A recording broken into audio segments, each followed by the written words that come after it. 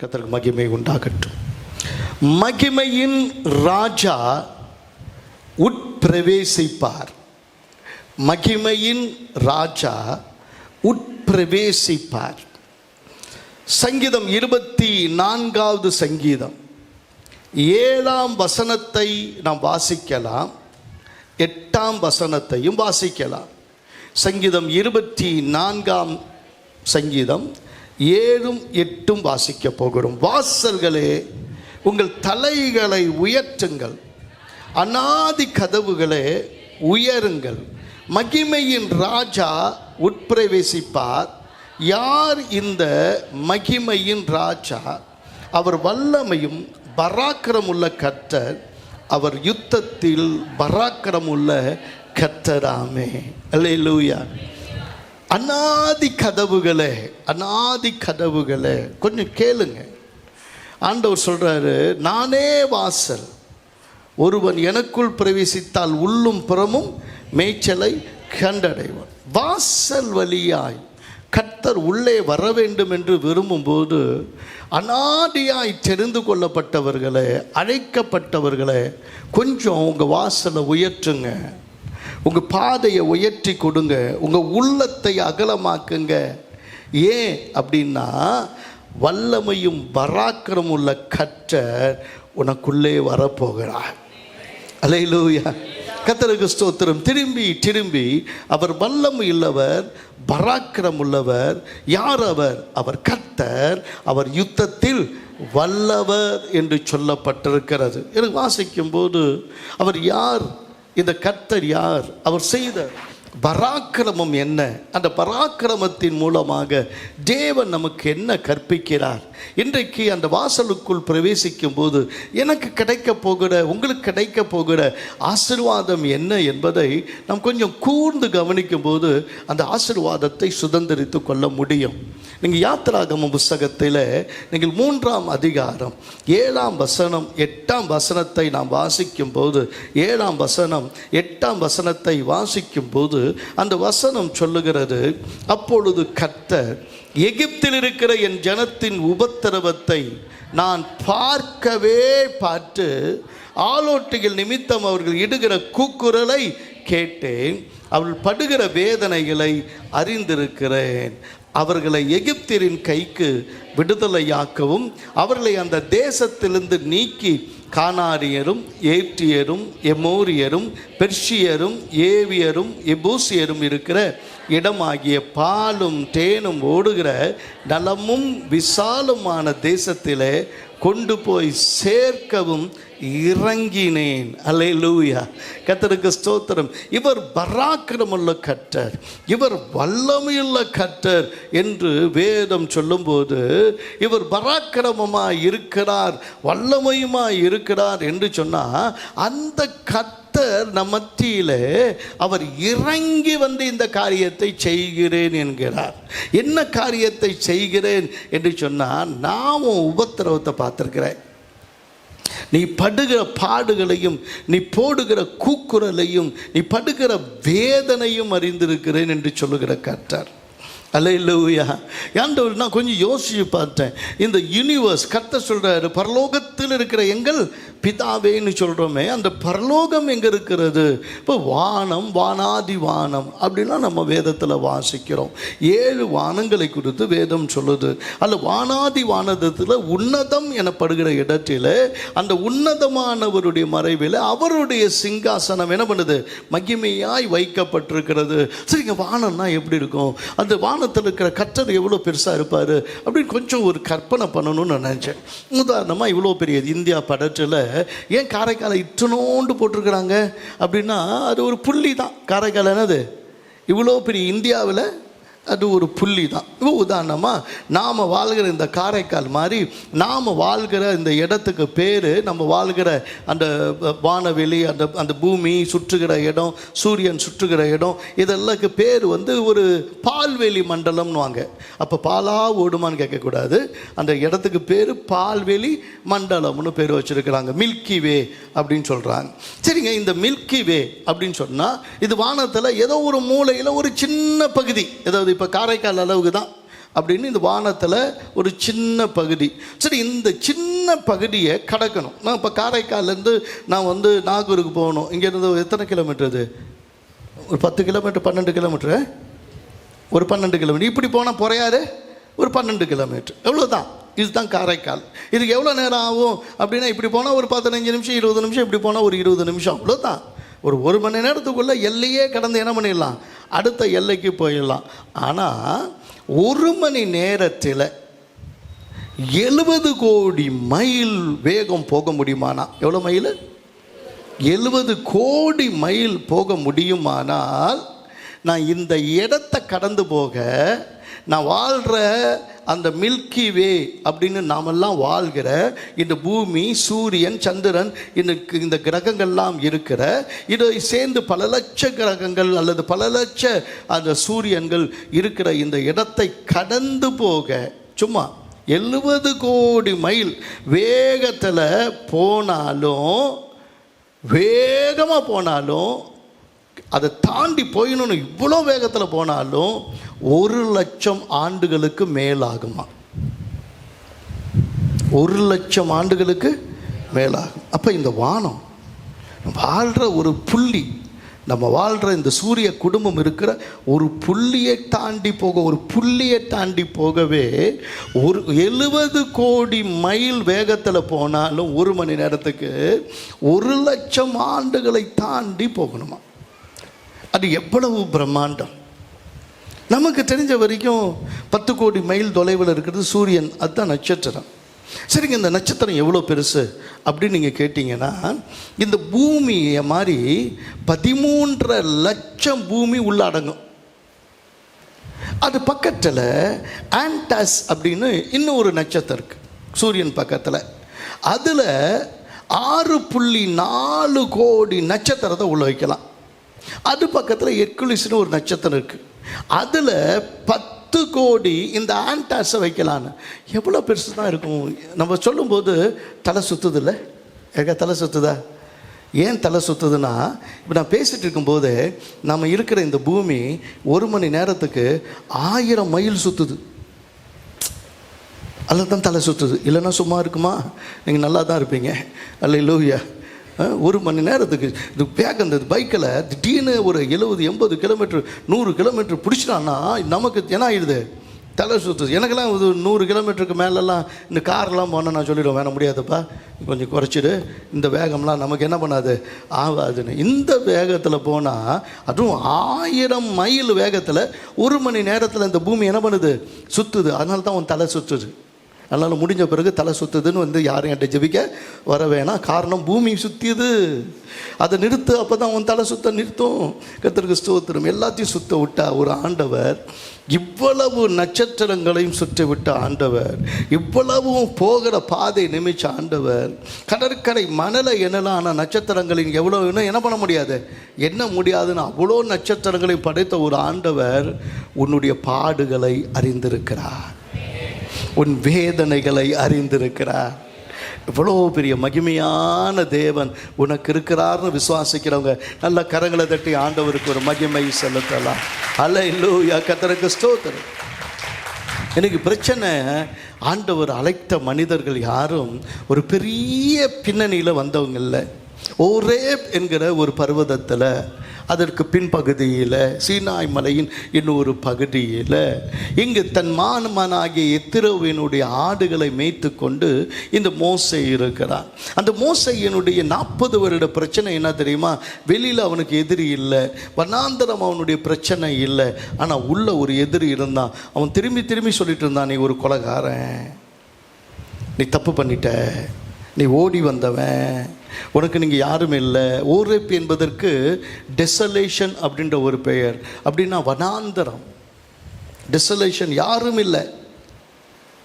இன்னைக்கு ஏதோ ஒரு தவறுகளினாலும், ஏதோ ஒன்று நடக்கக்கூடாத உன் வாழ்க்கையில் நடந்ததுனாலும், இன்றைக்கு உனக்கு யாரும் இல்லை என்கிற நிலைமையில் உன்னை விசாரிக்க யாரும் இல்லை. நீ யாருன்னே யாருக்கும் தெரியாது.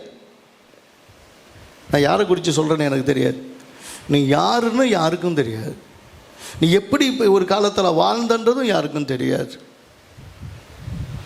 ஒரு காலத்தில் உனக்கு இருந்த மேன்மை என்னன்றது யாருக்கும் தெரியாது. இன்னைக்கு உன் வார்த்தை மாறி போச்சு, உன் வாழ்க்கை மாறி போச்சு.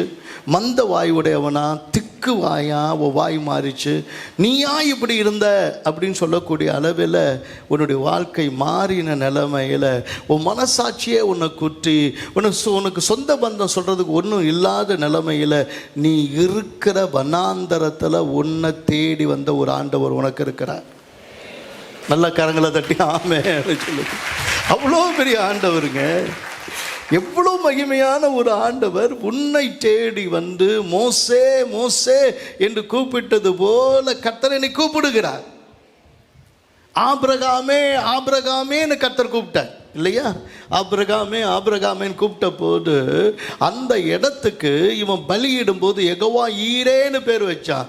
ஏன் ஆண்டவர் ஆபிரகாமே ஆபிரகாமேன்னு கூப்பிட்டான்னா, அப்பா கர்த்தருடைய பர்வதத்தில் எல்லாம் பார்த்து கொள்ளப்படும், நீ பயப்படாத, உனக்கான பலியை என் குமாரன் செலுத்த போகிறார். உனக்கான பலியை இயேசு செலுத்தி விட்டார். எனவே நீ சாபத்திலிருந்து மீளணும், நீ ஆசீர்வதிக்கப்படணும், நீ ஆபிரகாமின் சந்ததி, நீ ஆசீர்வதிக்கப்படணும். எலியேசர் சொல்றான், என்னுடைய எஜமானை கர்த்தர் மிகவும் ஆசீர்வதித்திருக்கிறார், அவர் வெள்ளியும் பொன்னும் உடைய சீமானாய் இருக்கிறார். தன்னுடைய சொத்தை எல்லாவற்றையும் தன்னுடைய குமாரனாக ஈசாக்குக்கு அவர் என்ன பண்ணியிருக்கிறாரு? கொடுத்திருக்கிறாரு. இன்றைக்கு கர்த்தர் உனக்கு கொடுத்திருக்கிற நன்மை எவ்வளவுன்னு உனக்கு தெரியாது.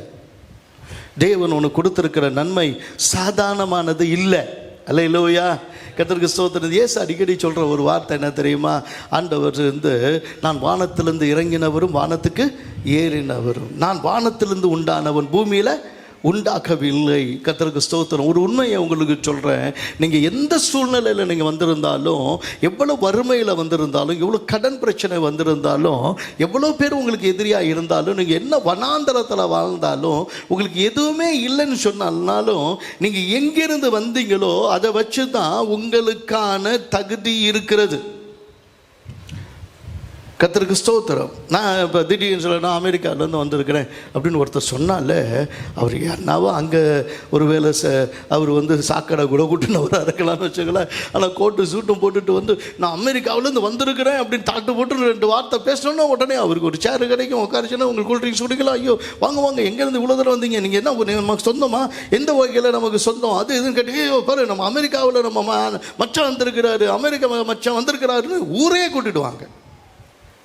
நீ எங்கேருந்து வந்திருக்கிறேன்னு உனக்கு தெரியுமா? ஏன் சொல்கிறாரு, நான் வானத்திலேருந்து வந்தவன். அல்லேலூயா. ஒரு இடத்துல கூட இயேசு நான் மரியாளின் வயிற்றில் பிறந்தவன், நான் மரியாளின் குமாரன், யோசேப்பின் குமாரன் ஒரு வார்த்தை கூட என்ன பண்ணலை, சொல்லலை. அவருக்கு தான் எங்கேருந்து வந்தேன்னு தெரியும். அப்படி சரீரம் இந்த பூமியில் இருந்திருக்கலாம், ஆனால் அவருக்கு வானத்திலிருந்து நான் வந்தவன்னு அவருக்கு தெரியும். இந்த பூமி உண்டாகிறதற்கு முன்பதாக, பர்வதங்கள் தோன்றுவதற்கு முன்பதாக பிதாவினிடத்திலே இருந்த நீங்களும் நானும் இன்றைக்கு இங்கே வந்திருக்கிறோம் என்று உணர்ந்தால் சரீரப்பிரகாரமான பாடுகளை குறித்தும் கஷ்டங்களை குறித்தும் யோசிக்க மாட்டோம். நீங்களும் நானும் ஆவிக்குரியவர்கள். எனவே பரலோகத்தின் ஆசீர்வாதங்களை தேவன் நமக்கு சுதந்தரித்து வைத்திருக்கிறார். நீ ஒரு ஆவிக்குரிய மனுஷன், சோர்ந்து போகாத. அல்லேலூயா, சோர்ந்து போகாது. கர்த்தருடைய ஆவியினுடைய வல்லமை கொஞ்சம் யோசிச்சு பாருங்க. இயேசு கிறிஸ்துவினுடைய வல்லமை யோசிச்சு பாருங்க. ஒரு மனிதனை தேவன் படைச்சு அவனுக்கு ஆண்டவர் ஆளுகையும் அதிகாரமும் கர்த்தர் கொடுத்தார். டொமினியன் அப்படின்ற ஒரு வார்த்தை வருது.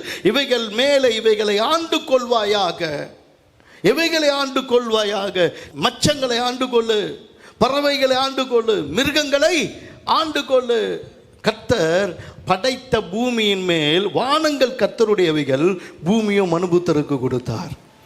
சொல்லுங்க, வானங்கள் கர்த்தருடைய, பூமியும் மனுபுத்தருக்கு கொடுத்தார்.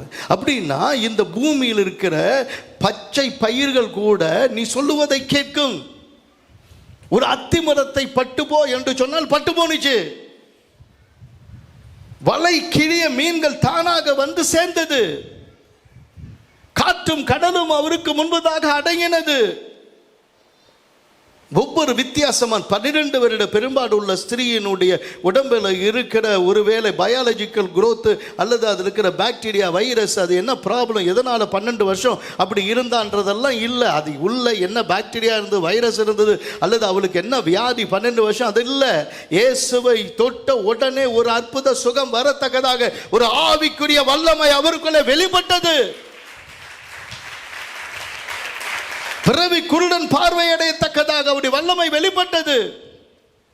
சரீர வல்லமை அல்ல, ஆவிக்குரிய வல்லமை. காற்றும் கடலும் அவைகள் எவ்வளவு பொங்கி இருந்தாலும் எவ்வளவு சீறி இருந்தாலும் அவருடைய சொல்லை கேட்டு அடங்கினது. நீ ஒரு ஆவிக்குரிய மனுஷன். ஆண்டவர் மாத்தாலே மாத்தாலே நீ ஏன் கவலைப்பட்டு கலங்குகிறாய்? தேவையானது ஒன்றே. இன்னைக்கு கர்த்தருடைய பாதத்தில் அதுக்காக தான் வந்திருக்கிறோம். இன்னைக்கு உங்க கவலை தீரும், இன்றைக்கு உங்க கஷ்டம் தீரும், இன்றைக்கு நீங்க ஆவிக்குரியவங்க, இன்னைக்கு உங்களுக்கு சகலமும் கீழ்பட்டு நடக்கும். அதனால தான் ஆண்டவர் மோசே மோசே நீ இதுவரைக்கும் தனிமையானவன், நீ தகுதி இல்லாதவன் நினைச்ச, ஆனால் இன்னைக்கு என் ஜனங்கள் ஆலோட்டிகள் நிமித்தம் படுகிற பாடுகளை பார்த்திருக்கிறேன். நான் யாரு? இந்தியாவினுடைய மூளை முடுக்கெல்லாம் போய் ஜெபிக்க நான் யாரு? தேசத்தை எனக்கு சுதந்திரமாய் தந்த ஒருவர் இருக்கிறார், அவருடைய கிருபை என்றும் உள்ளது என்று நான் சொல்ல சொல்ல தேவன் தேசம் எங்கும் கொண்டு போய் தேசத்தை ஆளுகை செய்கிற ஒரு பெரிய கிருபையை தேவன் நமக்கு தருகிறார். கர்த்தருக்கு ஸ்தோத்திரம். நான் வலது பக்கத்தில் இருக்கிறவர்களை பார்த்து கர்த்தர் சொல்லுகிறார், வாசிச்சு பாருங்க நீங்க மத்தேயு 25வது அதிகாரத்தில், மத்தேயு 25வது அதிகாரத்தில் வாசிக்கும் போது ஆண்டவர் சொல்லுகிற ஒரு வார்த்தை 34ல், அப்பொழுது ராஜா தனது வலது பக்கத்தில் நிற்பவர்களை பார்த்து, யாரு? மத்தேயு 25:34 அவர்களை பார்த்து சொல்லுகிற காரியம், வாருங்கள் என் பிதாவினால் ஆசீர்வதிக்கப்பட்டவர்களே. சொல்லுங்க, ஆசீர்வதிக்கப்பட்டவர்களே, நீங்க என்ன பண்ணுங்க? உங்களுக்காக ஆயத்தம் பண்ணப்பட்டிருக்கிற ராஜ்யத்தை சுதந்தரித்துக் கொள்ளுங்கள். ஆமென். பசியா இருந்தவங்களுக்கு நீங்க என்னைக்கா சாப்பாடு கொடுத்துருக்கீங்களா? வியாதியா இருந்தவங்களை போய் விசாரிச்சிங்களா? ஜெயிலில் இருக்கிறவங்கள போய் பார்க்க போனீங்களா? கஷ்டப்படுறவங்களுக்கு நீங்கள் என்னைக்காவது உதவி செஞ்சுருக்கீங்களா? அப்படி தான் ஆண்டவர் சொல்கிறாரு, பசியாக இருந்தேன் எனக்கு சாப்பாடு கொடுத்தீங்க, ஆனால் தாகமாக இருந்தேன் அதை சொல்லுங்கள். தாகமாக வந்தவங்களுக்கு ஒரு கிளாஸ் தண்ணியாக கொடுத்தீங்களா? இப்போ எனக்கு ஒரு கிளாஸ் தண்ணி கொடுத்தீங்களான்னு கேட்குறேன். கொடுத்தீங்களா? கொடுப்பீங்களான்னு கேட்கல, கொடுத்தீங்களான்னு கேட்டேன். கொடுத்தீங்களா? பசியாக இருந்தவங்களுக்கு சாப்பாடு கொடுத்தீங்களா? ஒரு துணிமணி கொடுத்தீங்களா? அவங்களுக்கு விசாரிச்சிங்களா? வியாதியாக இருந்தபோது விசாரிச்சிங்களா? கர்த்தருக்கு ஸ்தோத்திரம். நீங்கள் இந்த எளியவர்களுக்கு சொன்னதை எனக்கே என்ன பண்ணீங்க? செஞ்சீங்க. இந்த ஏழைகளுக்கு செய்ததை எனக்கே என்ன பண்ணீங்க? நீங்கள் பிதாவினால் ஆசீர்வதிக்கப்பட்டவங்க. இந்தப்பா ஆளுக்கு ஒரு 100 ரூபா கொடுத்து அனுப்பு.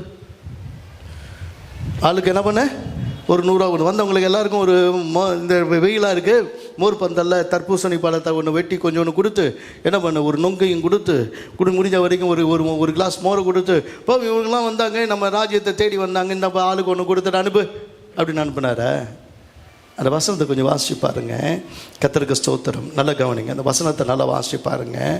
அந்த வசனம் தெளிவாக சொல்லுது, தன் வலது பக்கத்தில் நிற்பவர்களை பார்த்து, வாசிங்க, நிற்பவர்களை பார்த்து, வாருங்கள் என் பிதாவினால் ஆசீர்வதிக்கப்பட்டவர்களே, உலகம் உண்டானது முதல் உங்களுக்காக ஆயத்தம் பண்ணப்பட்டிருக்கிற ராஜ்யத்தை சுதந்தரித்துக் கொள்ளுங்கள். உங்களுக்காக ஆயத்தம் பண்ணப்பட்டிருக்கிற ராஜ்யத்தை சுதந்தரித்துக் கொள்ளுங்கள். அல்லேலூயா, கர்த்தருக்கு ஸ்தோத்திரம்.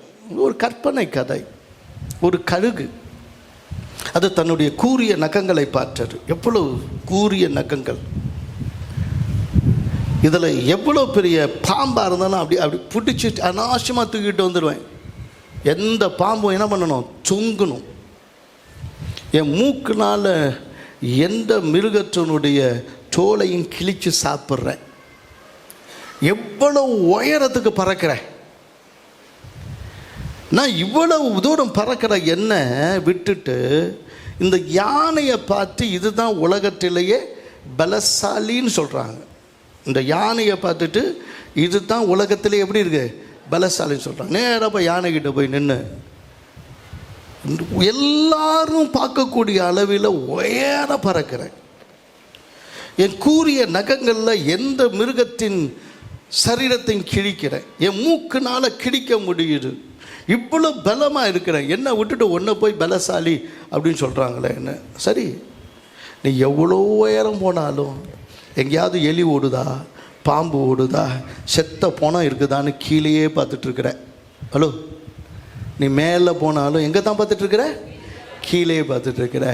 நான் துதிக்கும் போதெல்லாம் என் துதிக்கையை உயர்த்தி சத்தமாக துதிக்கிறேன். அதனால தான் உலகத்திலே நான் பலசாலியாக இருக்கிறேன். அப்பா, புரிஞ்சவங்க கைத்தட்டி சொல்லுங்கப்பா. இல்லை புரியாமல் இருந்தால் நான் என்ன பண்ண விடுறது? அல்லேலூயா, ஆமென். கர்த்தருக்கு ஸ்தோத்திரம். தேவனுக்கு மகிமை உண்டாகட்டும். இன்னைக்கு சாதாரணமாக நீங்கள் வந்திருக்கிறதா இருக்கலாம். எனக்கு ஏன் ராஜா உள்ளே பிரவேசிக்கணும்? ஏன் அநாதி கதவுகள் உயரணும்? நம்முடைய உள்ளம் ஏன் நிறைய கர்த்தரை துதிக்கணும்? ஏன் தேவனுக்கென்று ஆராதிக்கிறதுக்கென்று இங்கே வரணும்? அதுக்கு ஒரு பெரிய காரணம் இருக்குது. நான் கொஞ்சம் காலத்துக்கு முன்னாடி சொல்லியிருக்கிறேன். நான் ஒரு ராஜாவினுடைய பிறந்த நாளைக்கு ஒரு 3 புலவர்கள் வந்தாங்க. அந்த புலவர்கள் வந்து ராஜாவை அப்படி உயர்த்தினாங்க, அப்படி பேசினாங்க. அவர் செஞ்ச ஒவ்வொரு காரியத்தையும் சொல்லி அதோடு கூட நல்ல எதுகை மோனையோடு கூட நல்லா பாடி மகிமைப்படுத்தினாங்க. அந்த 3 பேர் மேலே அவருக்கு ஒரு பிரியம் வந்துச்சு. தன்னுடைய மந்திரியை கூப்பிட்டார்.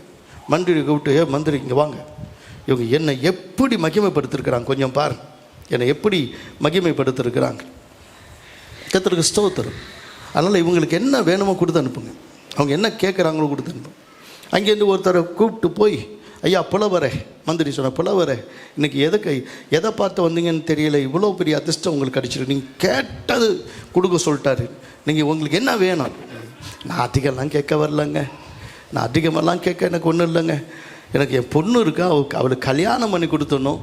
அதுக்கு ஒரு 10 லட்ச ரூபா கொடுத்துட்டிங்கன்னா என் பொண்ணு கல்யாணத்தை நடத்திட்டு நான் சந்தோஷமாக இருப்பாங்க அப்படின்னு.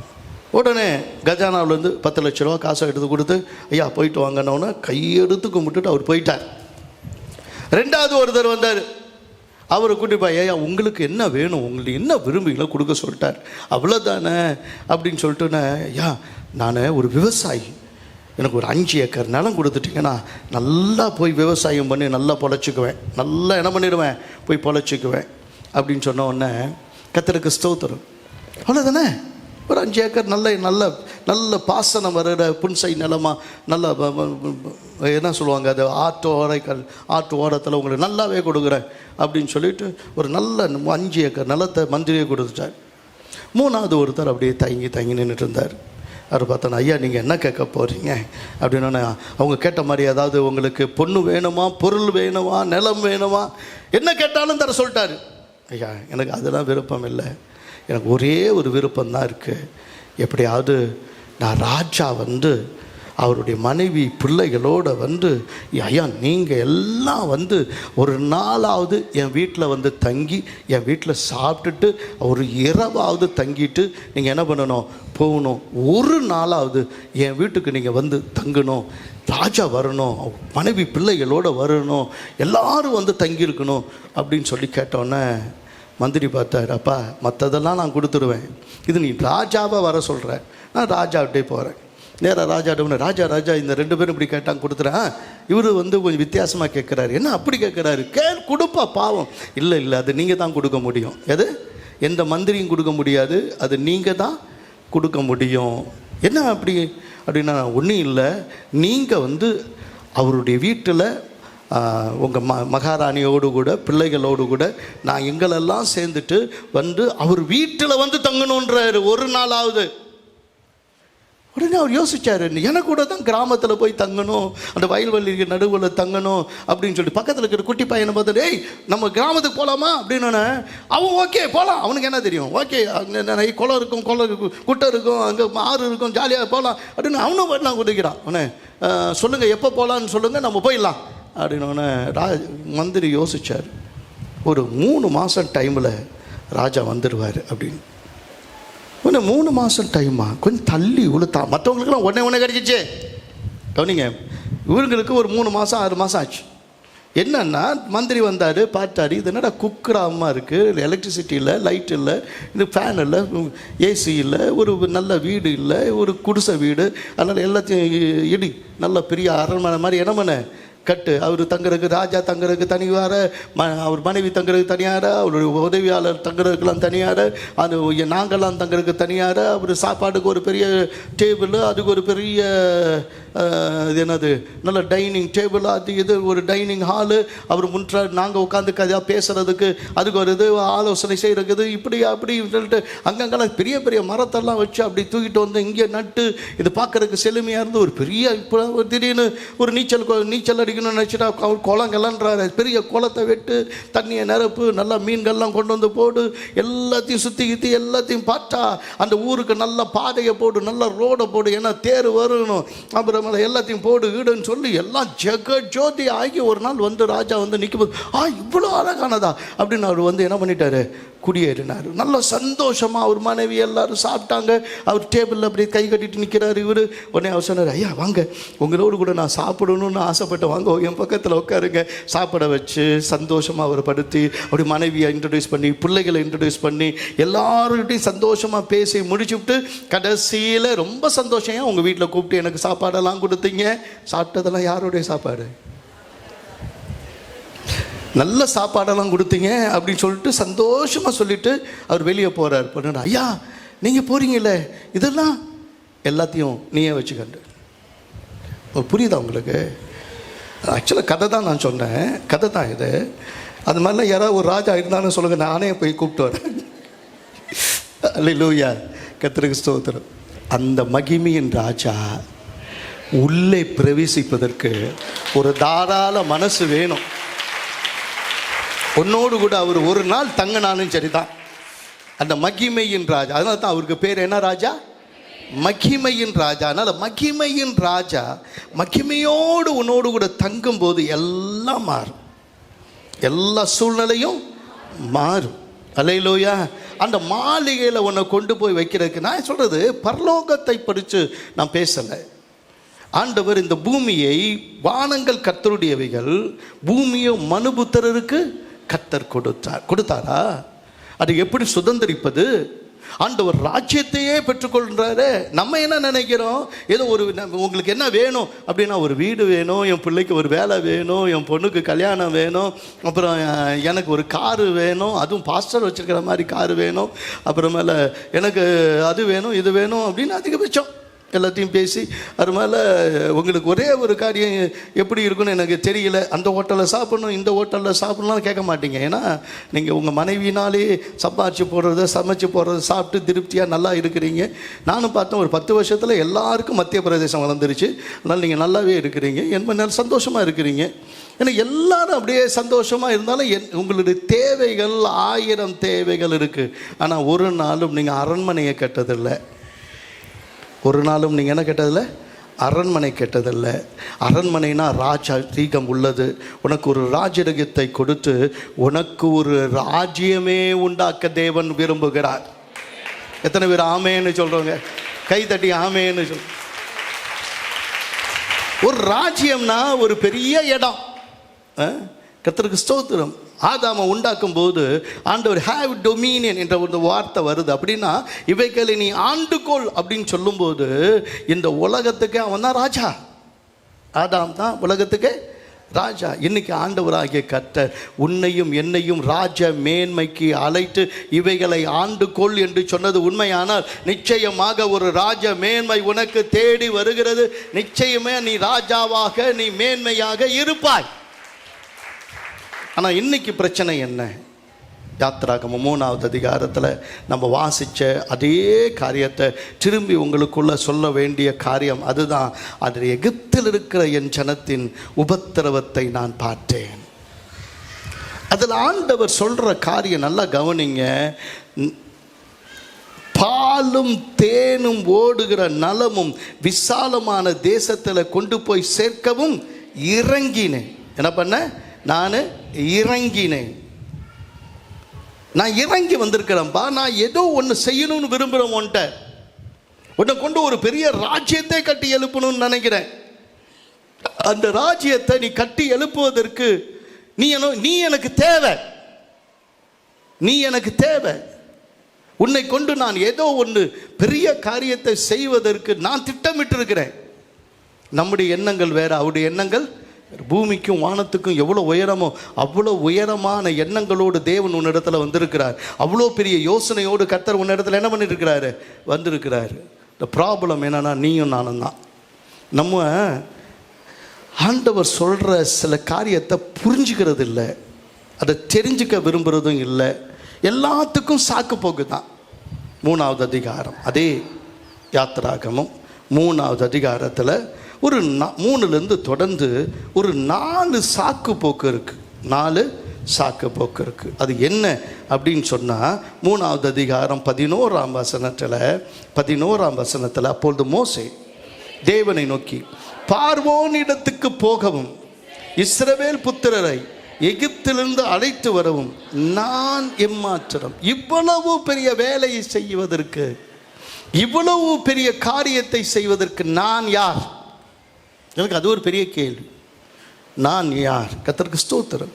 இந்தியா, எனக்கு ஒரு 12 வருஷத்துக்கு முன்னாடி ஒரு தரிசனம்.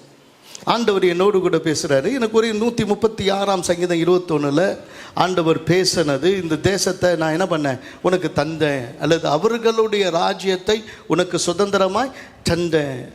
அவருடைய கிருபை, என்னுடைய கிருபை உன்னோடு கூட இருக்கிற அந்த வசனத்தோடு கூட என்னோடு கூட பேச ஆரம்பித்தார். நான் கொஞ்சம் யோசித்து பார்த்தேன். கர்த்தருக்கு ஸ்தோத்திரம். எனக்கு தெரிஞ்ச ஒரே மொழி தமிழ் மட்டும்தான். அப்போ எனக்கு அடுத்தது நான் தேசத்தை சுற்றி வரணும் அப்படின்னா ஹிந்தி வாயில் ஒன்றும் வர மாட்டேங்க. நான் இங்கிலீஷு பேசுகிறது தான் பிரச்சனை. முதல்லையே எங்கே போனாலும் நான் சொல்கிறத 4 பேர் கேட்கணும், 4 பேர் சொல்கிறத நானும் என்ன பண்ணணும், கேட்டால் தான் புரிஞ்சால் தான், இல்லைனா கட்டி போட்டு அடின்னு அடிச்சிடுவோம், இதை பிள்ளைகளே கடத்த வந்துட்டான்னு சொல்லிட்டு. அதனால் எனக்கு பேசணும். நான் படித்தது 5ஆவதுல தான் ஏபிசிடியே படித்தேன்.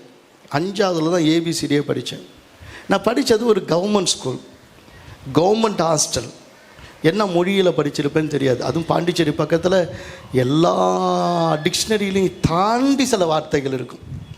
அதுதான் நான் சின்ன வயசில் படித்த பாடம். வாயிலேருந்து வர இல்லை, வாயை தரதால எதான் பேசுவானுங்க. அப்படி அந்த இடத்துல படித்து அதில் முடித்து அடுத்தது நான் போன இது காலேஜ் கிடையாது, பாலிடெக்னிக்கில் போய் நான் அங்கே கிளாஸ் அட்டன் பண்ணதை விட கட்டடித்தது தான் அதிகம். வேறு ஒன்றுமே, அதுவும் ஒன்றும் படிக்க தெரியாது. ஆனால் தேசத்தை சுதந்திரிக்க நான் ஏமாற்றேன். ஒரு வாயில் வார்த்தை வராது, செயல்படுறது ஒரு ஞானம் கிடையாது, அறிவு கிடையாது. உண்மையில் சொல்ல போனால் நான் பாலிடெக்னிக் முடிச்சுட்டு எப்படியோ பாஸ் பண்ணேன். நான் இன்றைக்கி காலையில் யோசித்தேன், எப்படி தான் பாஸ் பண்ணேன்னு எனக்கு தெரியாது. படிக்காத பாடத்தை எப்படி பாஸ் பண்ணேன்னு எனக்கு தெரியாது. இதை ஆண்டோடைய கிருபையில் பாஸ் பண்ணிட்டேன், வேலை சேர்ந்துட்டேன். எத்தனை ஜேஇ என்னை திட்டிருப்பாங்க தெரியுமா, நீலாம் எதுக்குடா, எப்படா படித்த, உனக்கு எவன்டா பாஸ் பண்ண வச்சான், நீ உனக்கு எவன்டா சர்டிஃபிகேட் கொடுத்தான் அப்படின்னு என்னை திட்டினவங்க உண்டு. ஒரு ஜேஇ ஒரு ஏஐ சொன்னார், ஏய் நீ சிறைக்க வந்தால் கையில் என்னென்ன எடுத்துகிட்டு வரணுமோ அதையும் எடுத்துடணும், அதை கூடயா தெரியாது உனக்கு, ஒரு டேப் எடுத்து வர்றதுக்கு. இப்படிலாம் திட்டுவாங்கன்னா மாபெரும், நீங்கள் என்ன வேணாலும் வச்சுங்க, எல்லாரும் பெருமையாக தான் பேசுவாங்க. இல்லை, நான் உரிமையாக உங்களோடு கூட பேசுகிறேன். எந்த தகுதியும் நமக்கு கிடையாது. ஆனால் அதே ஆஃபீஸில் உட்காந்து நான் செபிக்க ஆரம்பித்தேன். ஆண்டவரே, தானியேலுக்கு நீர் 10 மடங்கான ஆசீர்வாதத்தை, ஞானத்தை, அறிவை, செயலை, திறனை கொடுத்தது உண்மையான இதே ஆஃபீஸில் என்ன தலையை நிமிர பண்ணணும்னு கண்ணீரோட ஃபைல் முழுசும் கண்ணீர் அப்படியே செபித்தேன். கர்த்தருடைய கிருபையில் அதே ஆஃபீஸில் எல்லாரை விட மேன்மையான நிலைமையில் செயல் திறன் உணவனா ஆண்டவர் செயல்படுத்தி எத்தனை காரியங்களை கட்டி எழுப்பி கர்த்தர் என்னை கொண்டு வந்து இன்னைக்கு நான் ஒரு என்ஜினியர் அப்படின்னு சொல்ல ஆண்டவர் தேசத்தை சுதந்திரிக்கிற அளவுக்கு. நான் என்ன சொல்கிறேன்னா, நீ ஒரு வீடு கட்டுற அளவுக்கு யோசிக்கிற, ஒரு பிஸ்னஸ் செய்கிறது அளவு யோசிக்கிற, உன் பிள்ளைய கல்யாணம் பண்ணி வைக்க கொடுக்கணும்னு நினைக்கிற, படிக்க வைக்கணும்னு நினைக்கிற, இல்லை உனக்கு ஒரு தேசத்தை தருவேன் என்று சொல்லுகிற கர்த்தர், ஒரு ராஜ்யத்தை தருவேன் என்று சொல்லுகிற கர்த்தர் ஒரு ராஜ மேன்மையோடு உன்னை கொண்டு வந்து நிறுத்த விரும்புகிறார். ஆனால் நீ என்ன சொல்கிற? நான் ஏமாற்றுறோம். உன் தகுதியை வச்சில்ல, நீ எங்கிருந்து வந்தவன், நீ யாருடைய சாயல் என்பதை வைத்து தேவன் செயல்பட விரும்புகிறார். எத்தனை பேருக்கு புரியுது? புரிஞ்சும் கையை வைத்து ஒரு ஆமேன்னு சொல்லுங்க. நீ ஏமாத்திரம் இல்லை, நீ எங்கிருந்து வந்த, உன் ஆவியில், நீ பேசுகிற வார்த்தையில், உன்னுடைய செயலில், உன்னுடைய செயல் திறன் உள்ள உன்னுடைய மூளையில், உன்னுடைய சிந்தனையில் ஆவிக்குரிய வாழ்க்கையினுடைய மேன்மையை மகிமையை கர்த்தர் உள்ளே போட்டிருக்கிறார். நீ பேச போகிற வார்த்தை உனக்கு ஆச்சரியமாக இருக்கும், கேட்குறவங்களுக்கு ஆச்சரியமாக இருக்கும். நீ செய்கிற செயல்களிலே வல்லவனா நீ மாறுவ. அவர் செயல்களில் வல்லவரானது போல நீ செயல்களில் வல்லவராக இருப்ப. கர்த்தருக்கு ஸ்தோத்திரம். ஒன்று, நான் மேலே இருந்த ஒரு சின்ன வீடு, ஒரு பெரிய அண்ணன், ஒரு நல்ல இந்த நான் பாஸ்டர் இப்படி ஒரு வீடை கட்டி வச்சுருக்கிறீங்க அப்படின்னு கேட்டார். ரைட். நான் சொன்னேன், அண்ணே நான் எப்படி தான் சொன்னேன், அண்ணே நீங்கள் சுற்றி வாங்க, இது இப்படி கட்டியிருந்தா நல்லாயிருக்கும் அப்படின்னு நீங்கள் சொல்லுங்கள், இப்படி கட்டியிருந்தா இப்படி இருந்தால் நல்லாயிருக்கும்னு சொல்லுங்கன்னு கேட்டேன். அவர் சுற்றி பார்த்தார். சின்ன வீடு, மேலே நீங்கள் பார்த்துருப்பீங்க, சின்ன வீடு சுற்றி பார்த்து. அது ஃபாதர் பெக்மன்ஸ்லேருந்து எல்லாம் பெரிய ஆட்கள்லாம் இதில் வந்திருக்கிறாங்கல்ல. அதில் சுற்றி பார்த்துட்டு, இல்லை பாஸ்டர் 600 ஸ்கொயர் ஃபீட்டில் இது பெஸ்ட்டாக இருக்குது, நல்லா இருக்குது அப்படி சொல்லிட்டு போனார். இன்றைக்கி என் வீடை பார்க்கும்போது, நம்ம சபையை பார்க்கும்போது, இது அவங்க வாயை திறந்து, ஒரு காலத்தில் இது ஒரு சர்ச்சா அப்படின்னு சொல்கிற ஒரு காலம் இருந்துச்சு. ஆனால் தேவன் எல்லாத்தையும் மாற்றுனா செயல்களில் வல்லவனா கர்த்தர் நம்மை மாற்றுகிறார். நான் சொல்கிறது நான் புரியுதா உனக்கு? உன் வீடை பார்க்கும்போது, உன்னுடைய நடையை பார்க்கும்போது, நீ உற்றுத்தரதை பார்க்கும்போது, நீ படித்தவன், நீ பண்பாளவன், நீ மேன்மையானவன், நீ உண்மையானவன், நீ ஒரு நல்ல ஒரு செயல் உள்ளவன், நீ செய்கிற ஒன்று ஞானம் உள்ளது என்று சொல்லுகிற ஆண்டவர் அப்படிப்பட்ட கிரியை கொடுக்கிற ஒரு ஆவியை உனக்குள்ள கொடுத்திருக்கிறார். நல்ல கைதட்டி ஆமேன்னு சொல்லு. நீ ஆவிக்குரியவன். ஆனால் நீ என்ன நினைச்சிட்டு இருக்கிற? எப்போ பார்த்தாலும் நான் ஏமாத்துறோம் நினைச்சிட்டு இருக்கிற. நீ ஆவிக்குரியவன். எனக்கு நான் இப்படி சப்ஜெக்ட் எடுக்கணும்னு நினைக்கல, ஆனால் வாயிலிருந்து வருது. இப்போ ஏதோ ஒன்று நடக்க போகுது. இன்னையிலிருந்து நீ புத்திமானாக மாற போகிற, நீ செயல்படுகிறவனா மாற போகிற, உன் வார்த்தையில் ஒரு வல்லமை காணப்பட போகிற, உன்னுடைய நிலைமையிலிருந்து நீ உயர போகிற, நீ ஒரு ராஜ்யத்தை கட்டுகிறவனாய் கர்த்தர் உன்னை அனுப்ப போகிறார். விசுவாசிக்க பாருங்க. அல்லேலூயா. ஒரு ராஜ்யம் உண்டாகும். தேவனுக்கு மகிமை உண்டாகட்டும். இரண்டாவது, அவனுடைய பிரச்சனை என்ன என்று நான் பார்த்தபோது, அதே 13ஆம் வசனத்தில் கர்த்தருக்கு ஸ்தோத்திரம். அப்பொழுது மோசே தேவனை நோக்கி, நான் இஸ்ரவேல் புத்திரிடத்தில் போய் உங்கள் பிதாக்களுடைய தேவன் உங்களிடத்துக்கு என்னை அனுப்பினார் என்று அவர்களுக்கு சொல்லும்போது, அவருடைய நாமம் என்ன என்று அவர்கள் என்னிடத்தில் கேட்டால் நான் அவர்களுக்கு என்ன சொல்லுவேன்? அவர்களுக்கு நான் என்ன சொல்லுவேன்? கர்த்தருக்கு ஸ்தோத்திரம். உன் வாயின் வார்த்தையிலும் இருதயத்தின் தியானமும் இன்னையிலிருந்து கர்த்தருக்கு பிரியமாய் மாறப்போகுது. அடுத்தவங்க கேட்கும்போது ஆச்சரியப்படத்தக்கது. அவர் பேச கேட்ட அனைவரும் அவர் வாயிலிருந்து வந்த கிருபையுள்ள வார்த்தைகளை கண்டு ஆச்சரியப்பட்டாங்க. அல்லேலூயா.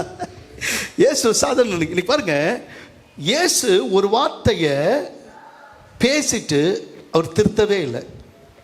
அது அதாவது என்ன சொல்லுவாங்கன்னா, வாய் தவறி என்ன பண்ணிடுச்சு, அது டங் ஸ்லிப்புன்னுவாங்க.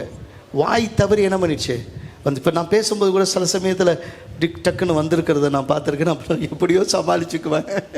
எத்தனை பேர் கண்டுபிடிச்சிங்கன்னு தெரியாது. ஏதோ ஒரு டக்குன்னு அப்படி வேகமாக பேசும்போது என்ன பண்ணிடும், டங் ஸ்லிப் ஆகும். அப்படி சமாளிக்க இல்லை, நீ பேசுறது மேல் டங் ஸ்லிப் இருக்காது. ஆண்டவர் அவர் பேச கேட்ட அவருடைய மறு உத்தரவுகளை கேட்டெல்லாம் ஆச்சரியப்பட்டாங்க. ஒரு வார்த்தையை சொல்லிட்டு, ஒரு வாக்கியத்தை சொல்லிட்டு, ஒரு காரியத்தை சொல்லிட்டு அவர் தன்னை திருத்தி கொள்ளவில்லை, அதை திரும்பவும் சொல்லவும் இல்லை, அதை திரும்ப என்ன பண்ணல சொல்லவும் இல்லை. தான் என்ன சொன்னாரோ அதை நின்னார். அவரும் அவர் வார்த்தையும் வேற இல்லவே இல்லை. 2000 வருஷம் ஆகியும் அவருடைய வார்த்தைகளை ஜீவன் இருக்கிறது உண்மையானா, இன்னையிலிருந்து உன் வாயின் வார்த்தையும் உன்னுடைய இருதயத்தின் அந்த நம்பிக்கையும் இருதயத்திலிருந்து வருகிற அந்த எண்ணங்களும் யோசனைகளும் இனி கர்த்தர் சித்தியாக்க போகிறார். ரொம்ப வித்தியாசமாக இருதயத்தில் நிறைய நினைவுகள் இருக்குது, செயல்பட முடியாமல் இருக்குது. நீ பேசுகிறத யாரும் கேட்கலன்னு இல்லை, நீ நம்புவாங்க. நான் பேசினா யார் நம்புவாங்க? நான் பேசினா யார் கேட்பாங்க? அதுதான் கேள்வி. ஆனால் நீ பேசுகிறத ஒரு கூட்டம் அல்லப்பா, லட்சக்கணக்கான மக்கள் கேட்டு உன் பின்னாடி வருவாங்க. ஆண்டவர் சொல்லுகிற காரியத்தை கொஞ்சம் விசுவாசிச்சு பாரு. மூணாவது அந்த வார்த்தையை சொல்லும்போது 4வது அதிகாரத்தில் 10ஆம் வசனத்தில் சொல்கிறான், நான் வாக்கு வல்லவன் அல்ல. அப்பொழுது மோசே கர்த்தரை நோக்கிய, ஆண்டவரே, இதற்கு முன்னாவது தேவன் உம்முடைய அடியானோடு பேசினதற்கு பின்னாவது நான் வாக்கு வல்லவன் அல்ல, நான் திக்குவாயும் மந்த நாவும் உள்ளவன் என்றார். முன்னாடி நீங்கள் பேசின பிறகும், நீங்கள் இது முன்னாடியாவது நீங்கள் பேசின பிறகாவது நான் இப்பையும் பார்க்குறேன், நான் ஒரு சாதாரண மனிதன், மிக மிக சாதாரணமாக பேசுகிறேன்.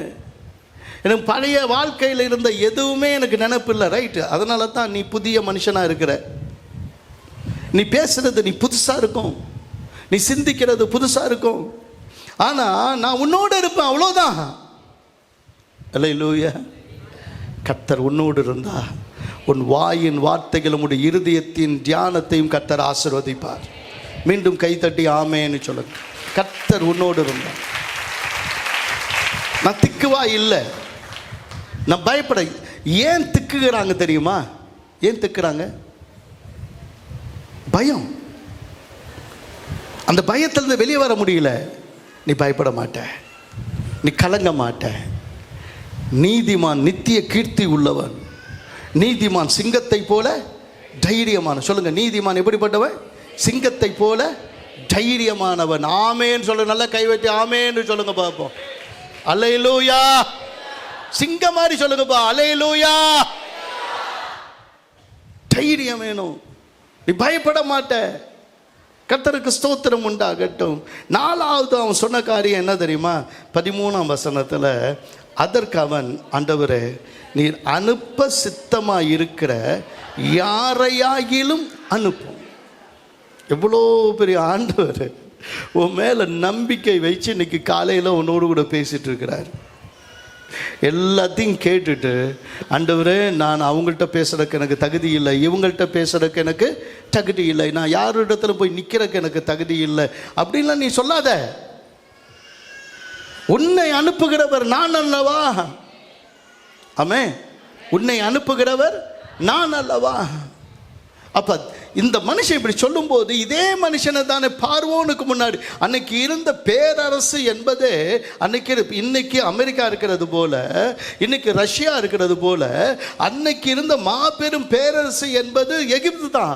அந்த எகிப்தில் இருந்த பார்வோனுக்கு முன்னாடி தேவன் நிறுத்தி அவனை பேச வச்சு செயல்பட வச்சு தேவன் அந்த ராஜ்யத்தை தண்டிச்சு ஆண்டவர் அவனை கொண்டு ஒரு மாபெரும் கூட்டத்தை ஆண்டவர் விடுவிக்கும் போது அப்பொழுது அவனுக்கு தெரிஞ்சிச்சு, அழைத்த தேவன் உண்மையுள்ளவர், நான் விசுவாசித்திருக்கிறவர் இன்னார் என்று நான் அறிந்திருக்கிறேன். மிகப்பெரிய பிரச்சனை இதெல்லாம். நீங்க பேசினாலும் அந்த பிரச்சனையை பேசாம நான் உங்களை அனுப்பிட்டா அந்த பிரச்சனையில் நீங்க சிக்கிக்கொள்ள சில காரியங்கள் இருக்கலாம். ஆண்டவர் சொல்றாரு, எப்ப நான் உள்ளே பிரவேசிக்கிறதுக்கு வாசல்களை உயர்த்துங்கன்னா என்னது? வாசலை வச்சு விட்டு தானே கட்டுறோம். நம்ம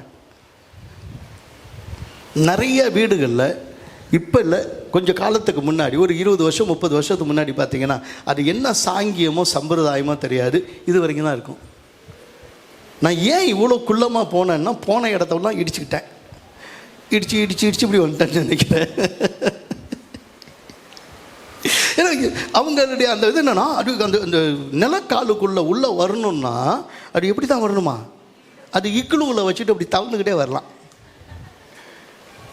நம்ம ஆளுங்க புத்தி அப்படி தான். இந்தியாவை குறித்து வெளிநாட்டை எப்படி தான் சொல்லுவாங்க, Indians they do what they should do inside, they do outside they do இன்சைடுன்னுவான். அப்படின்னா உள்ளே செய்ய வேண்டிய வேலையை வெளியே செய்வான், வெளியே செய்ய வேண்டிய வேலையை உள்ளே செய்வான். நான் விளக்கமெல்லாம் சொல்ல விரும்பலை. உள்ளே அது இப்படி கட்டணும். அப்பா நீ உன் வீடை சின்னதாக என்ன பண்ணிட்ட, கட்டிட்ட, உன் வாசலை கட்டிட்ட. ஏன்னா நான் உள்ளும் புறம்பும் ஒரு மேய்ச்சலை என்ன பண்ணியிருக்கிறேன் உனக்கு கொடுத்து உன் ராஜ்யத்தை கட்டி எழுப்ப வருகிறேன். நீ கொஞ்சம் சிலதை இடித்து போட்டுட்டு நீ இன்னும் பெருசாக கட்டி வெளியே வா. ஆமே. அதுக்கு ஆண்டவர் ஒரு பார்வோனை எதிர்த்து நிற்க வைத்தார். அவன் எதிர்த்து நின்னான்.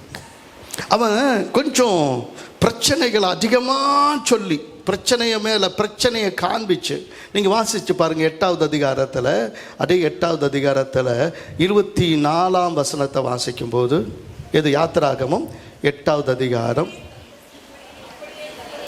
அப்படி இல்லை 25ஆம் வசனத்தை வாசிக்கும்போது, அப்பொழுது பார்வோன் மோசையும் ஆரோனையும் அழைப்பித்து, தேவன் உங்கள் தேவனுக்கு தேசத்தில் தானே பலியிடுங்கள். அதுக்கு மோசே அப்படி செய்யலாகாது, எங்கள் தேவனாகிய கர்த்தருக்கு நாங்கள் எகிப்தருடைய அருவருப்பை பலியிடுகிறதா இருக்குமே. அப்படின்னா என்ன அர்த்தம் அப்படின்னா, விக்கிரகங்களுக்கு பலியிடுகிறவன் பேய்களுக்கே என்ன பண்ணுறான், பலியிடுகிறான்னு ஆண்டவர் பேசுகிறாரு. இப்போ அவன் என்ன சொல்கிறான்னா, நீ என்னப்பா, நீ ஏன் இதுக்காக சாமி கும்பிடணுன்றதுக்காக எங்கேயோ போய் கும்பிடணுன்ற? நம்ம ஊரில் சாமி இல்லையா? சரி விடுடு, இங்கே உன் வீட்டில் சாமி இருக்குதே, அதில் 10ஓடு 11 என்ன பண்ணிக்கோ, இருதய ஆண்டவரை வச்சுக்கோ, இருதயம் இல்லாத ஆண்டவரை வச்சுக்கோ, சிலுவை ஆண்டவரை வச்சுக்கோ, மாதா வச்சுக்கோ, எல்லாத்தையும் வச்சுக்கோ. எல்லாரும் கும்பிடு இல்லையா? எல்லாத்தையும் இல்லை என்ன வச்சுக்கிட்டு அதையும் சாமின்னு சொல்லிட்டு என்ன பண்ணிவிடு, கும்பிடு. 10ஓட 11 இருக்கிறவர் நம்முடைய ஆண்டவர் அல்ல. என்னை அன்றி உனக்கு வேறு தேவர்கள் உண்டாயிருக்க வேண்டாம் என்று சொன்ன கர்த்தர் அவர்.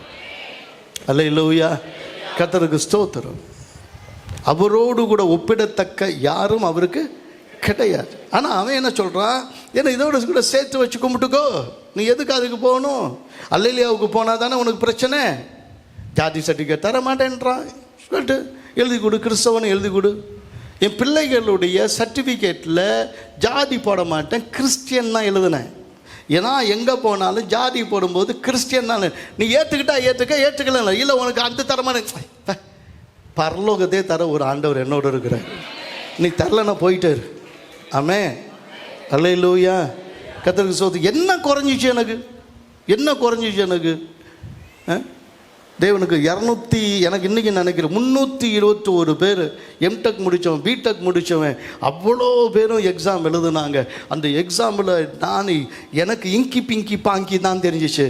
அதனால் நான் என்ன போட்டேனோ அது எழுதுனேன். ஆண்டோடைய கிருபையில் நான் இந்த இதில் மெரிட்டில் 7வது ஆளாக வந்தேன். எம்டெக் பிடெக் படித்தவனா ஃபெயில் ஆகிட்டான். என்னை மேன்மையாக்கிற சகல ஜாதிகளிலும் மேன்மையாய் வைக்கிற ஒரு கர்த்தர் இருக்கிறான்னு எத்தனை பேர் விசுவாசிக்கிறீங்களோ கை தட்டி சொல்லுங்க. இதெல்லாம் சரி கச்சடம். இதெல்லாம் போயிட்டு எதுக்கு போய் உட்காந்துக்கிட்டு பயந்துட்டு உட்காந்துக்கிட்டு நீ இங்கேயே பலியிடு, நீ இங்கேயே இருந்துக்க. நம்ம ஊரில் சாமி இல்லையா? நம்ம வீட்டில் சாமி இல்லையா? இல்லை. 2வது அதில் அதே வாசிக்கும்போது 28ஆம் வசனத்தில் அப்பொழுது பார்வோன், நீங்கள் உங்கள் தேவனாகிய கர்த்தருக்கு வனாந்தரத்தில் பலியிடும்படிக்கு நான் உங்களை போக விட மாட்டேன். ஆனாலும் நீங்கள் அதிக தூரமாய் போக வேண்டாம், எனக்காக வேண்டுதல் செய்ய. நான் வேண்டிக்குங்க, ஆனால் நீங்கள் இவ்வளோ தூரம்லாம் போகாதீங்க. எங்கே போகாதீங்க? ஆமாம், நடக்க பயந்துக்கிட்டு சித்தப்பா வீட்டில் பொண்ணு எடுத்தானா அந்த மாதிரி பக்கத்தில் ஏதாவது ஒரு பாஸ்டர் இருக்கிறாங்க, சபை இருக்குது அப்படின்னு. தேவனால் ஒரு பட்டணம்னு ஒன்று இருந்தால் ஒரு தூதன் இருப்பான், ஒரு சபை இருப்பான். தேவனால் தெரிந்து கொள்ளப்பட்ட ஒரு சபை ஒரு ஊருக்கு இருக்கும். அந்த ஊருக்கு வர்றதுக்கு, உனக்கு இந்த சபைக்கு வர்றதுக்கு என்ன பிரச்சனையோ அதை கடந்து தான் நீ வரணும். ஒரு சகோதரி வரும்போது ஆட்டோக்காரங்க கேட்குறான், இங்கெல்லாம் சபை இருக்குது, எல்லாத்தையும் விட்டு போய் இவ்வளோ தூரம் வர்றிய, உனக்கு என்ன கொடுக்குறாங்க? நீ வந்து பாரு எவ்வளோ கொடுக்குறாங்க பாரு, நான் வாங்குறத உனக்கும் தரேன், நீ வாங்கிட்டு போ அப்படின்னு கூப்பிடுங்க. யாராக இருந்தாலும், எந்த சபையில் இருந்தாலும், அல்ல யார் வழியில் இருந்தாலும், வாடா வா, எவ்வளோ தராங்க, வாரி வாரி வந்ததுலேருந்து வாரி வாரி கொடுத்துட்டு தானே இருக்கிறேன். கொடுக்குறேனா இல்லையா? சொல்லுங்க, கொடுக்குறேன்னு. அல்லேலூயா, அல்லேலூயா. கர்த்தருக்கு சபைக்கு வந்த பிறகு வீடு கட்டின ஒரு 100 பேர் 200 பேர் இங்கே காட்டுறாங்க. அதை விட கல்யாணம் பண்ணவங்க எத்தனை பேர் இருக்கிறாங்க?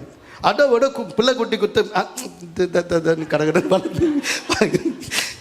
எல்லாம் லைனாக ஆண்டவர் ஜெபிச்சோன்னா அப்படி first year, second year, third year லைனாக வருது. கர்த்தருக்கு ஸ்தோத்திரம். என்ன கேட்குறியோ தேவன் என்ன பண்ணுறாரு, உனக்கு கொடுத்துட்டு தான் இருக்கிறார். அது என்ன கொடுக்குறாரு? அங்கே அவ்வளோ தூரம் நீங்கள் என்ன பண்ணணும், போகக்கூடாது, வேண்டாம் அப்படின்னா. அங்கே அவன் முறைக்கிறான், இங்கே முறைக்கிறான். கடைக்கு போனால் ஒருத்தன் முறைக்கிறதே இல்லையா? பஸ்ஸில் ஏறினா ஒருத்தவனு இடிக்கானே. எல்லாம் எருமை மாடு இல்லாத எந்த பஸ் இருக்கு சொல்லுங்க? இல்லை இதில் ஒன்று அங்கே வந்து பார்ப்போம், இது பண்ணுவான், இது பண்ண என்னையா இது இவ்வளோ அதிக தூரம் போயிடாங்க. இன்னொரு வார்த்தை இருக்கு, நீங்கள் இது பக்தினா உங்கள் மனசுக்குள்ளே வச்சுக்கோங்க. எதுக்கு போய் கையை வைட்டு அல்லேலூயா அந்நிய பாஷெல்லாம் கட்டி ஊரில் இருக்கிறவங்களாம் கூட்டி பண்ணுறீங்க? அமைதியாக ஜெபணும். அமைதியாக இருக்கிற ஒரே இடம் கல்ற தான். போய் வேணா படுத்துக்கும். மரித்தவனும் மௌனத்தில் இறங்கினவனும் கையை வைத்து ஒரு அலையிலையா சொல்லுங்க. மரித்தவனும் மௌனத்தில் இறங்கினவனும் கர்த்தரை துதிக்க மாட்டாங்க. இது உயிருள்ள கூட்டம், இது உணர்வு உள்ள கூட்டம், கர்த்தருக்காக உயிரோடு எழும்புகிற ஒரு கூட்டம், சேனைகளா எழும்புகிற கூட்டம். சேனைனா ஆர்ப்பரிக்கும்பா. ஆமென். கர்த்தருக்கு ஸ்தோத்திரம். எனவே திரும்ப ரொம்ப அப்படி பக்தின்னு சொல்லிட்டு அது காலை திங்கக்கிழமை காலையில் ஜெபன்றீங்க, சனிக்கிழமை வரைக்கும் ஜெபன்றீங்க, அதுக்குள்ள 50 மணி நேரம் ஜெபன்றீங்க, பெண்களுடைய கூட்டன்றீங்க. அப்போ அதை எப்போ தான் வேலை செய்கிறது? நான் கையினால் வாழல, கர்த்தரால் வாழ்கிறேன். ஆமென். கர்த்தருக்கு ஸ்தோத்திரம். நான் கர்த்தரால் வாழ்கிறேன். என்னுடைய நேரத்தை நான் வந்து சினிமா பார்த்துட்டு உட்காந்துருக்கல, சீரியல் பார்த்துட்டு உட்காந்துருக்கல. என் நேரத்தை கர்த்தருக்கு என்ன பண்ணுறேன், கொடுக்குறேன். அல்லேலூயா. கர்த்தருக்கு இவ்வளோ காலம் எதுக்கோ கொடுத்தேன், நான் நல்லா இல்லை. ஆனால் கர்த்தருக்கு என் நேரத்தை கொடுக்குறேன், என் காசை கொடுக்குறேன், என் காணிக்கையை கொடுக்குறேன், என்னுடைய ஊழியத்தை கொடுக்குறேன். கர்த்தரை என்னை நல்லா வச்சிருக்கிறார். சொல்லு அல்லேலூயா. ரொம்ப ரொம்ப போகாதீங்க, ரொம்ப அப்படி பக்தியாக காட்டாதீங்க. ரொம்ப அமைதியாக நம்ம வீட்டில் எல்லாமே இது பண்ணிக்கலாம். இல்லை, மூணாவது இன்னொரு காரியத்தை கொஞ்சம் கவனிங்க. கர்த்தருக்கு ஸ்தோத்திரம். அந்த வசனத்தை வாசிக்கும் போது மூணாவது ஒரு முக்கியமான காரியத்தை காண்பிக்கிறார். அவனை பேசுகிறான். நீங்கள் 10வது அதிகாரம் 10ஆம் வசனத்தில்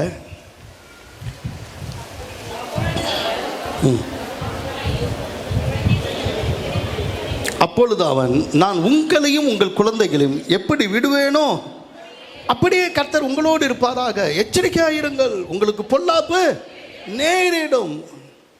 நாலு பிள்ளைக்குட்டிலாம் கூட்டிகிட்டு போகிறீங்கப்பா, நீ போ, நீ கேடு கேட்டா எனக்கு என்ன அப்படின்னு வந்தது தான் நிறையா இருக்குது.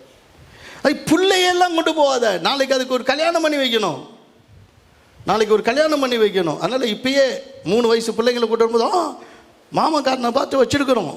அவன் குடிகார மாமனாக இருப்பான், அதனால் அவனை பார்த்து வச்சுருக்கிறோம். நாளைக்கு அவன் வேணான்னு சொல்லிடுவான்.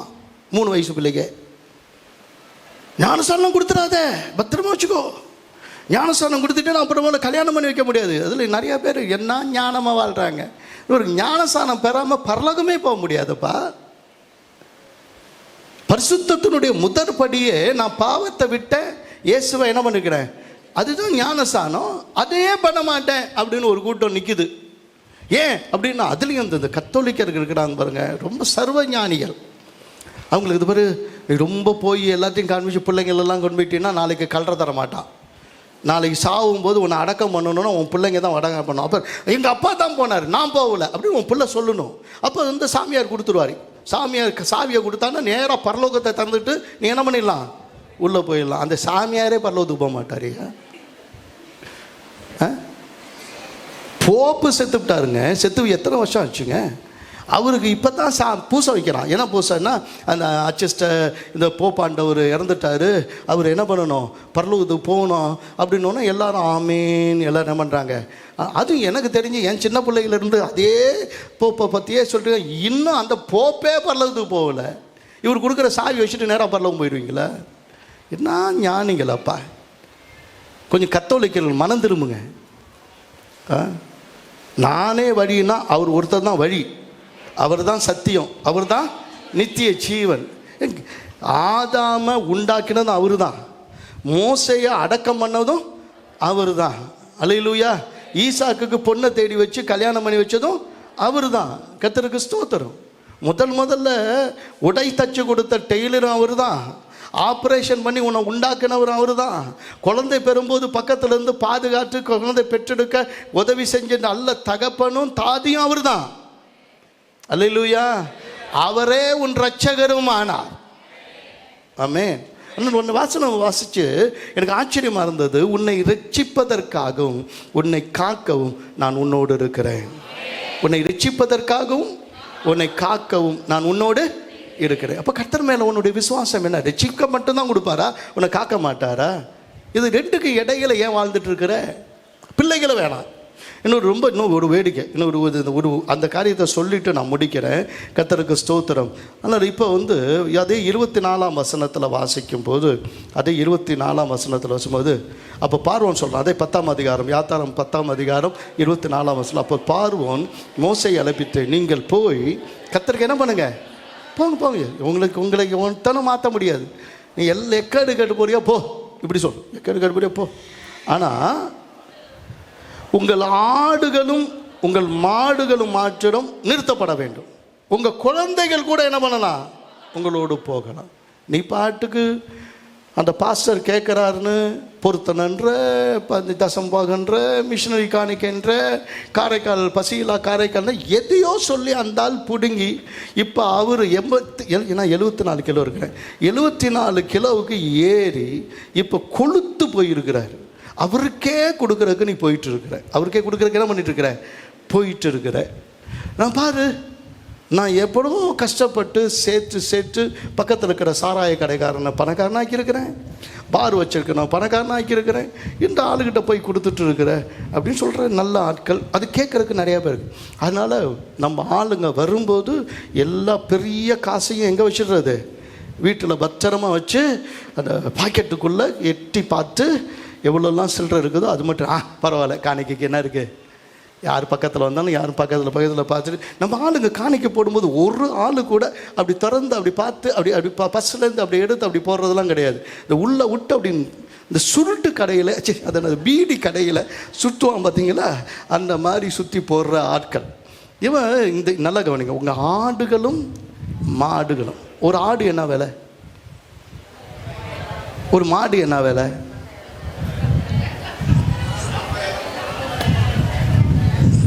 நிறைய வீட்டில் ஆடுகளும் மாடுகளும் பலியிடாமலேயே இருக்கிறது.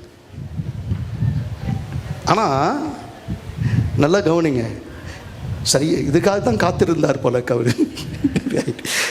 ஒரு ஆசீர்வாதத்தை, உள்ளே இருக்கிற ஒரு ஆசீர்வாதத்தை பாருங்கள். 25ஆம் வசனம் சொல்கிறாரு, அதற்கு மோசே, நாங்கள் எங்கள் தேவனாகிய கர்த்தருக்கு படைக்கும் பலிகளையும் சர்வாங்க தகன பலிகளையும் நீர் எங்கள் கையில் கொடுக்க வேண்டும். நான் அந்த குர்றேன், எவ்வளோ நாள் ஏமாற்றிருக்கிறேன், எவ்வளோ நாள் அடிமையில் வச்சுருக்கிறேன். உன் கல்றையை கட்டுறதுக்கு நான் தானா, பிரமிட் கட்டுறதுக்கு நான் தானா, எவ்வளவு அடிச்சிருக்கிறேன், எவ்வளோ வியாதி, எவ்வளோ நஷ்டத்தை படுத்திருக்கிறேன். கர்த்தருக்கு ஸ்தோத்திரம். அவளை பொன்னோடும் வெள்ளியோடும் கர்த்தர் என்ன பண்ணாராம்? புறப்பட பண்ணினார். ஆமென். 400 வருடம் அடிமைத்தனத்தில் அவன் சம்பாதிச்சு வச்ச அத்தனையும் கர்த்தர் அடித்து புடிங்கி வாங்கிட்டு வர சொன்னார். ஆமென். கர்த்தருக்கு ஸ்தோத்திரம். நீ ஆடையோ மாடையோ கர்த்தருக்காக பலியிட வரும்போது உதடுகளின் கனிய மாத்திரம் அல்ல, பலிய மாத்திரம் அல்ல, ஸ்தோத்திர பலிய மாத்திரம் அல்ல, ஆராதனை பலிய மாத்திரம் அல்ல, உன் பொருத்தனை பலிகளை, உன்னுடைய காணிக்கையை பலிகளை அப்படி கொடுக்கும்போது பார்வோனை பார்த்து நீ சொல்கிற, உன்னை முந்தி கட்டினால் ஒளிய உன் வீட்டை என்ன பண்ண முடியாது? கொள்ளையாட முடியாது. இப்போ உன் வீட்டை கொள்ளை அடிக்கிறேன், இத்தனை காலம் இழந்ததை எல்லாம் கர்த்தருக்கு கொடுக்கிறதுனால இப்போ நான் ஒன்றை சுதந்திரிக்கிறேன், உன் கையிலிருந்து பிடுங்குகிறேன் என்று சொல்லு. நல்ல கரங்களை தட்டி ஆமேன்னு சொல்லு.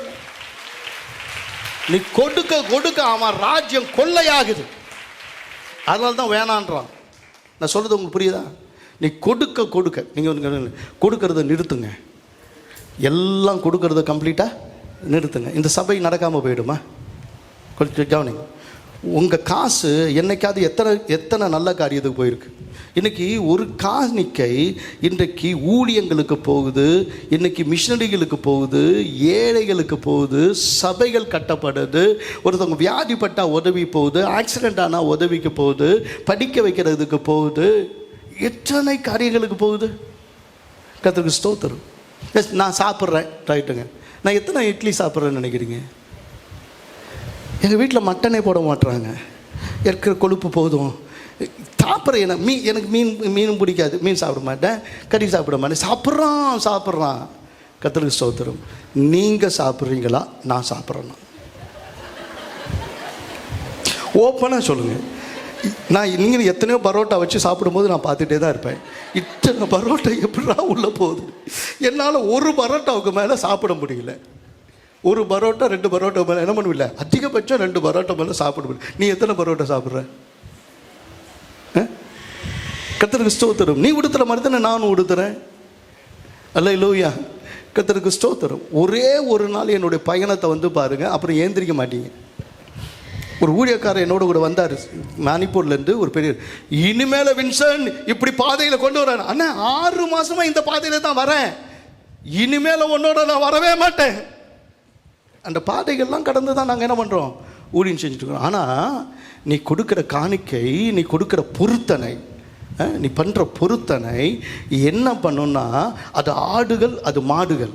ஆனால் கர்த்தருக்கு நீங்கள் என்ன பண்ணுறீங்க, கொடுக்கும்போது பலவான முந்தி கொட்டி அவன் வீட்டை கொள்ளை அடிக்கிறது. கர்த்தருக்கு ஸ்தோத்திரம். உங்களுக்குன்னு வர வேண்டிய பங்கு இருக்குது. அந்த காலத்தில் பொக்கிஷம் இருக்குது, மறைவிடத்தில் புதையல் இருக்குது. சொல்லுங்கள், அந்த காலத்தில் பொக்கிஷம் இருக்குது, மறைவிடத்தில் புதையல் இருக்கு. தேவன் என்ன பண்றாருன்னா, நீ கொடுக்க கொடுக்க அதையெல்லாம் பிடுங்கி உன் கையில் இப்போ கொடுத்துட்டே இருக்கிறாரு. அல்லேலூயா. இந்த வருஷம் வீடு கட்டாதவங்க வீடு கட்டுவீங்க, நிலங்களை வாங்காதீங்க நிலங்களை வாங்குவீங்க. கர்த்தருக்கு கொடுக்க கொடுக்க உங்க பிள்ளை நல்ல வேலையில போவான், பல நாடுகள் இருப்பான், பெரிய பெரிய வேலையில உன் மகன் இருப்பான். கர்த்தர் உங்களுடைய திருமணத்தை நடத்தி கொடுப்பார். ஒன்றில் நீங்க குறைவா இருக்க மாட்டீங்க. ஆமென். அல்லேலூயா. கர்த்தருக்கு ஸ்தோத்திரம் உண்டாகட்டும். டைம் என்ன ஆகிப்போச்சு, நீங்கள் டைம் பாட்டு போயிட்டே இருக்குது. முடிச்சிடுவா. 3 அற்புதம் உன் வாழ்க்கையில் நடக்கும். நீ கர்த்தருக்கு கொடுக்கும்போது 3 அற்புதம் நடக்கும். இந்த வார்த்தையை செஞ்சு ஆராதிக்கும் போது, நான் வெறும் கர்த்தர் சொல்ல, கர்த்தர் ஆராதிக்க தான் வந்தாங்க. இந்த மலையில் ஆராதிக்கன்னு வந்தாங்க. அப்படின்னு இந்த இடத்துல ஆராதிக்க வரும்போது 3 அற்புதம் நடக்கும். ஒன்று, யாத்திராகம் சீக்கிரம் முடிச்சிடுறேன், 5 நிமிஷங்குள்ள 4 நிமிஷத்தில் முடிச்சிடுறேன். யாத்திராகமம் 14:19 அப்பொழுது இஸ்ரவேலின் சேனைக்கு முன்பாக நடந்த தேவ தூதனானவர் விலகி அவளுக்கு பின்னாக நடந்தார். அவளுக்கு முன் இருந்த மேகஸ்தம்பம் விலகி அவளுக்கு பின்னே நின்றது. அது எகிப்தியரின் சேனையும் இஸ்ரவேலின் சேனையும் முழுதும் ஒன்றோடு ஒன்று சேராதபடிக்கு அவள் நடுவிலே வந்தது. எகிப்திற்கு அது மேகமும் அந்தகாரமாய் இருந்தது, இஸ்ரவேலுக்கு அது இரவை வெளிச்சமாக்கிற்று. கர்த்தருக்கு ஸ்தோத்திரம். கர்த்தருடைய சமூகத்தை வந்திருக்கிறீங்க, ஆராதிக்கிறதுக்கு வந்திருக்கிறீங்க. நீங்கள் ஆராதிக்கும் போது உங்கள் இரவை கர்த்தர் வெளிச்சமாக்குவார். துன்மார்க்கருக்கோ அது இருளாய் மாறும். ஆமென். உங்கள் இரவை கர்த்தர் வெளிச்சமாக்குவார். உங்களுடைய முகத்திரையை கர்த்தர் மாற்றுவார். உங்களுடைய வழிகள் பிரகாசிக்கும்படி, நீதிமானின் வழி மத்தியானத்தில் இருக்கிற சூரியனை போல பிரகாசமாய் இருக்கும் என்று பிரகாசமாய் மாற்றுகிறார் உன் வழி.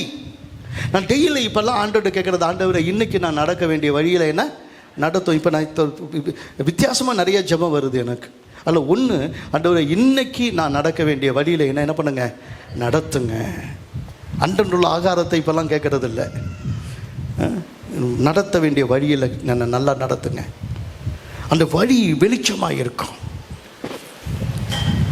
முட்டு சந்தில் போய் நிற்க மாட்டேன், ஒரு வெளிச்சத்தை கொடுக்கிறார். 2வது, இப்போ ஆண்டவர் செய்கிற இன்னொரு காரியம் என்ன அப்படின்னா, இப்போ என்ன நடந்தது அப்படின்னா, அது கம்ப்ளீட்டாக யாத்திராகமம் 14, 26, 27 கர்த்தர் மோசையை நோக்கி ஜலம் எகிப்தியர் மேலும் அவருடைய ரதங்கள் மேலும் அவளுடைய குதிரை வீரர் மேலும் திரும்பும்படிக்கு உன் கையை சமுத்திரத்து மேல் நீட்டி என்றார். அப்படியே மோசே தன் கையை சமுத்திரத்தின் மேலே நீட்டினான். விடியற் காலத்தில் சமுத்திரம் பலமாய் திரும்பி வந்தது. எகிப்தியர் அதில் எதிராக ஓடும்போது கர்த்தர் அவர்களை கடலின் நடுவிலே கவிழ்த்து போட்டார். கடலின் நடுவில் அவர்களை கவிழ்த்து போட்டார். கர்த்தருக்கு ஸ்தோத்திரம். இப்போ கடல் பிரிந்தது இருக்குல்ல, இப்போ இது ஃபுல்லாக கடல்னு வச்சுங்க, நடுவில் இருக்கிற இந்த வடி அளவு விட்டுட்டு இந்த கடல் பிரிஞ்சிச்சு வச்சுங்க. இது ஒரு 4 அடி, இந்த 4 அடியை விட்டுட்டு கடல் பிரிஞ்சிடுச்சு. இப்போ 20 லட்சத்துக்கு மேற்பட்டவங்க வந்தாங்க. அந்த 20 லட்சத்துக்கு மேற்பட்டவங்க வெளியே வந்தபோது இதுக்குள்ளே போகணுன்னா மேலே 200 அடி உயரம், அது கடல் பிரிஞ்சுன்னா 200-300 அடி உயரம் இருக்கும். அது அவ்வளோ உயரத்துக்கு இருக்குது. இது உள்ளே போகிறதுக்கே இந்த எஸ்கலேட்டர் ஏறுவாங்க பாருங்கள் நம்ம ஆளுங்க, அது மாதிரி அதை பிடிச்சிட்டு பயந்து அப்படி ஒருத்தர் பிடிச்சிக்கிட்டு அப்படி ஒருத்தராக அப்படி போனாங்கன்னா எவ்வளோ ஆயிருக்குன்னா அந்த லைனு 190 மைல் இருந்திருக்குமா. 190 மைல் இருந்திருக்குமா. அப்படி பிடிச்சிட்டு நின்று பயந்து ஒவ்வொருத்தராக. அதுக்குள்ளே முக்கால்வாசி பேரை பார்வன் என்ன பண்ணியிருப்பான், அழிச்சிருப்பான். அதனால் நாம் துரிதமாய் போவதற்கு ஆண்டவர் அதை விளக்கும் போது 1 மைல் அகலத்துக்கு இந்த சமுத்திரம் அப்படியே பிரிஞ்சு போனுச்சான். சமுத்திரமே 1 மைல். ஒரு ரகசியம் சொல்கிறேன், எதுக்காக கர்த்தர் அவ்வளோ பெரிதான ஒரு பாதை சொன்னா, அன்னைக்கு ரட்சிக்கப்பட்டவங்க எல்லாரும் நடந்து வர்றதுக்கு ஒரு பெரும் பாதை இருக்கும்னு சொன்னாங்களே. நீயும் உன் வீட்டாரும் ரட்சிக்கப்பட்டு குடும்பமாக, உறவுகளாக, ஊராக, இன்றைக்கு தேசமாக புறப்பட்டு வரத்தக்கதாக ஒரு பெரும் பாதையை தேவன் இன்றைக்கு திறந்து வைத்து இன்றைக்கு உன்னையும் என்னையும் பாதுகாத்து ஒரு நாள் ஆண்டவராகிய கர்த்தர் எகிப்தியரை கவிழ்த்து போட அவ்வளோ பெரிய பாதையை வைத்திருக்கிறார். எழுந்து நிற்கலாமா? கர்த்தருக்கு ஸ்தோத்திரம் உண்டாகட்டும். வாசல்களை கொஞ்சம் தலையை உயர்த்துங்க. இந்த மாம்சத்தின் கிரியையினால சரீரத்தின் கிரியையை அழிச்சிட்டு நீங்க ஆவிக்குரிய உங்களை உணர்ந்து தேவன் உங்களுக்கு ஒரு ராஜ்யத்தையே கொடுக்க காத்திருக்கிறார் என்று உணர்ந்து உங்களுக்கு ஜெயம் கொடுக்கிற தேவனை நீங்க பின்பற்றினீங்கன்னா தேவனாகிய கர்த்தர் உன்னோடு இருப்பார். உங்கள் பாதை செம்மையாக இருக்கும். உங்கள் வழி உங்களுக்கு வாய்க்கும். ஒரு பெரும் பாதை, பேதையரும் கெட்டு போகக்கூடாது என்பதற்காக ஒரு பெரிய பாதையை கர்த்தர் உனக்காக திறந்து தேவன் உனக்கு ஒரு ராஜ்யத்தை கொடுக்க தேவன் உன்னை அழைத்திருக்கிறார். விசுவாசிகள் கையை வைத்து, ஆண்டவரே என்னை பலப்படுத்துகிற கிறிஸ்துவினால எல்லாவற்றையும் செய்ய எனக்கு பலன் உண்டு அப்பா. ஜெயம் கொடுக்கிற தேவன், இனி நான் கெட்டு போவது இல்லை.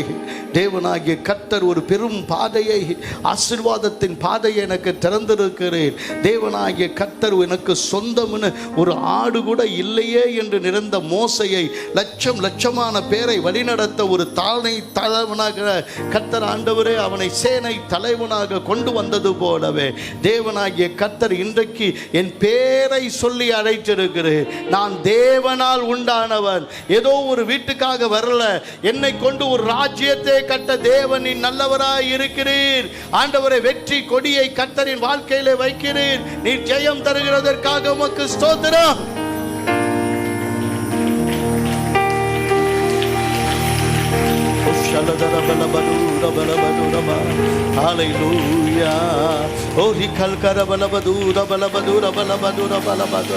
உங்கள் தலைகளை உயர்த்துங்கள், அநாதி கதவுகளை உயருங்கள்.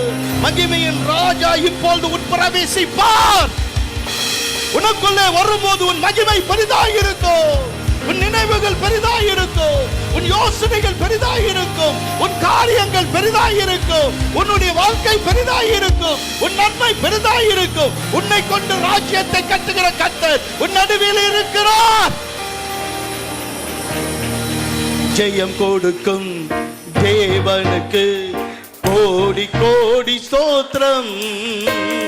வாழ்வளிக்கும் இயேசு ராஜாவுக்கு வாழ்நாளெல்லாம் ஸ்தோத்திரம். ஜெயம் கொடுக்கும் தேவனுக்கு கோடி கோடி ஸ்தோத்திரம். வாழ்வளிக்கும் இயேசு ராஜாவுக்கு வாழ்நாளெல்லாம் ஸ்தோத்திரம். அல்லேலூயா அல்லேலூயா பாடுவேன், ஆனந்த தொனியால் உயர்த்துவேன். அல்லேலூயா அல்லேலூயா பாடுவேன், ஆனந்த தொனியாய்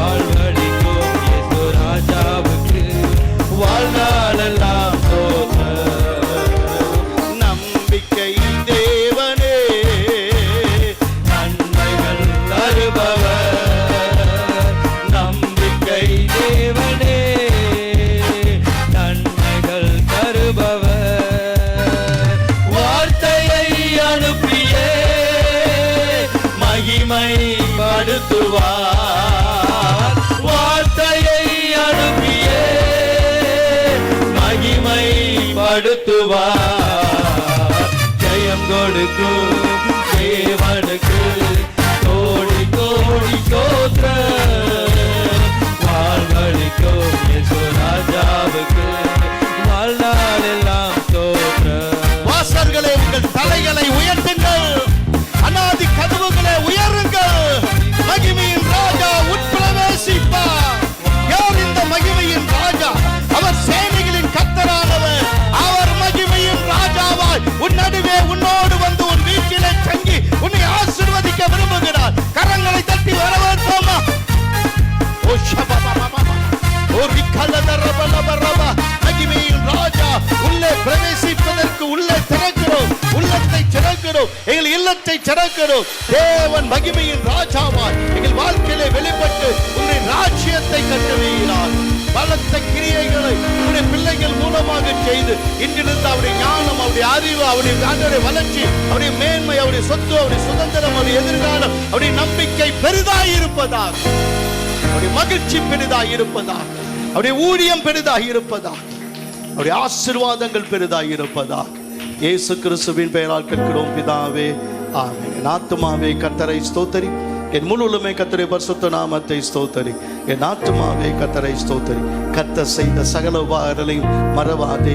ஆமென். ஹல்லேலூயா, ஹல்லேலூயா, ஹல்லேலூயா.